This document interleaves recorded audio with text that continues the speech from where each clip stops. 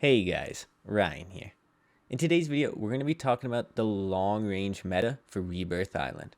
If you're looking for the attachments and builds of the guns I talk about in this video, go down to the description below. I'm also getting super close to 900 subscribers, and I just want to say thank you for making that happen, and also thank you for watching this video. So first things first, this video is going to be focused on helping find the best assault rifle for you as an individual. In Warzone right now, they kind of balance the meta by having a recoil to damage ratio. The more damage a gun does, the more recoil it's likely to have. And because of this, this is where the individual is going to be extremely important. So this is going to be my S tier ARs. First, we're going to have the XM4 and Vargo. And number 2, we're going to have the Cold AK. Number 3, the Grau. And then the Automaton and Cooper Carbine are going to round off the list. I'm going to have an A tier that I'm going to talk about later, and those guns are almost just as good as that S tier. The main thing you really have to consider is going back to that recoil to damage ratio. For example, in this clip, what you're seeing is I'm using the Cold AK. It is super good for me because I'm able to control the recoil. The Cold AK has the best damage of any of the assault rifles I had on that list. However, it also has the most recoil. And on the opposite of the recoil to damage ratio, you have guns like the Grau, the Cooper Carbine, and the Automaton. The Cooper Carbine is super easy to control, but sometimes it feels like a pea shooter and it really doesn't feel like it kills that fast. And that's because it is super easy to control, and that's how they balance it. If the Cooper Carbine did more damage and it was that easy to control, then it would just be broken. And if the Cold War AK was a little easier to control with how much damage it does, then it would also be broken. That's why I'm giving you guys so many guns to choose from in the S tier and A tier, because there are so many good guns to use right now, and it really is going to depend on who you are as a player. This Cold War AK gameplay is about to wrap up, and then you're going to see me using the Automaton, and I'm going to have equal levels of success, and what I am doing is I'm playing to the strengths of the gun. As you saw in a lot of those Cold War AK fights, I'm not trying to take long range fights. With the Automaton, I know that the low recoil means I'm going to have better range, and if I just get in good position, I'm going to be setting myself up for victory. That's where the other thing's going to come in. What gun is going to suit your play style? If you are someone who's often pre-aimed, if you're a smart player who gets good positioning, then guns like the Automaton, Cooper Carbine, and Grau are going to really fit your play style. However, if you're a pretty aggressive player, then I would really recommend trying guns like the XM4 or Cold War AK. And speaking of the XM4 and Vargo, they're right in the middle on this recoil to damage ratio.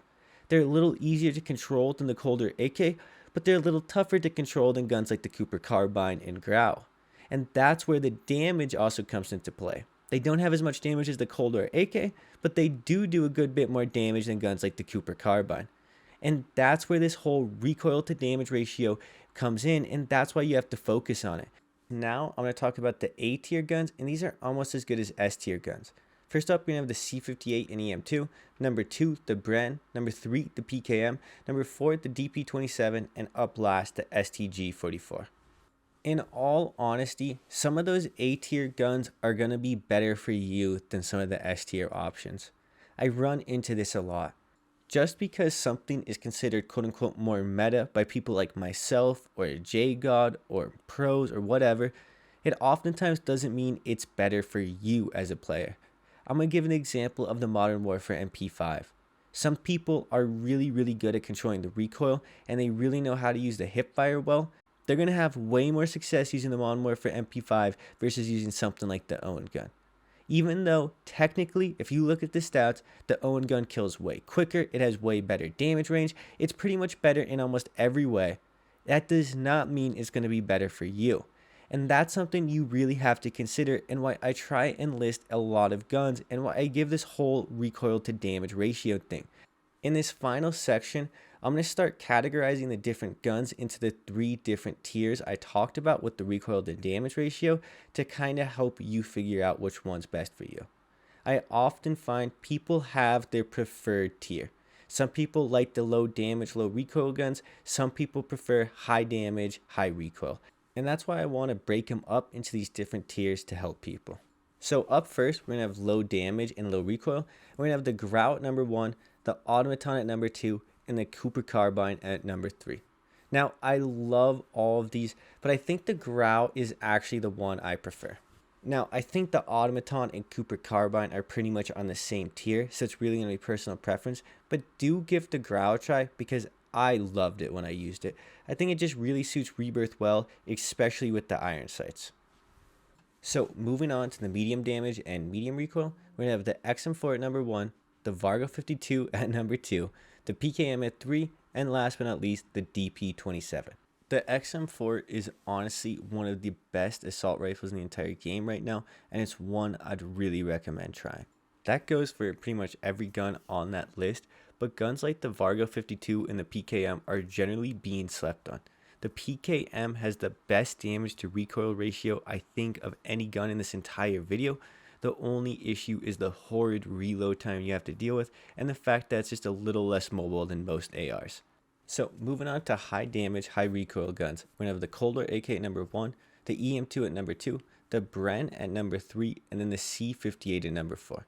Now, the Bren and C58 are kind of arguable on whether they're that high of recoil, but I do feel like they're higher recoil than the Vargo and XM4, and that's why I have them in this category.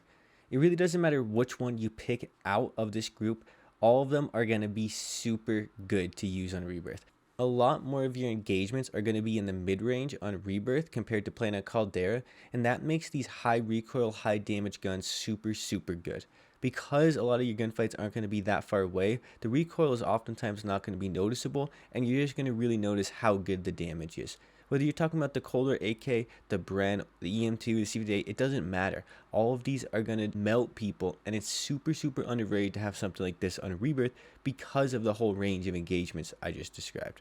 I really cannot stress enough that this video was meant to cover a wide range of guns, and it was meant to give you a lot of options and to help you understand the way Raven is balancing guns. I structured this video a little differently than I've done prior videos, and I hope you guys enjoy it. I do think this one was maybe a little rough around the edges, even in my own opinion, but I do feel like it was super good info, and I really hope it helps people. I hope you guys enjoyed this video. If you do, you guys don't have to like, you don't have to subscribe. I just want to say thank you for watching this video, and I hope you have a good day. It's been Ryan. Peace.